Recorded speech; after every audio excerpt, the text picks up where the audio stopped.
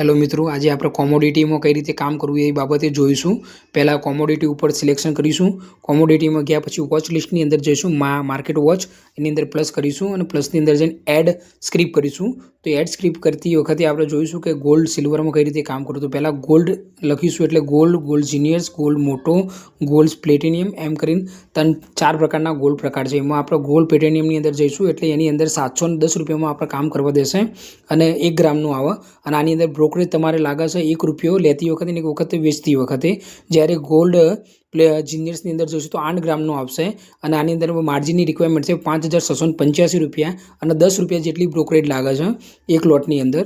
અને આ જ રીતે આપણે જોઈશું હવે સિલ્વરમાં કઈ રીતે કામ કરવું. તો સિલ્વરની અંદર માઇક્રો સિલ્વર છે એનો લોટ સાઇઝ આવે છે 1 લોટ 1 કેજીની લોટ સાઇઝ આવશે.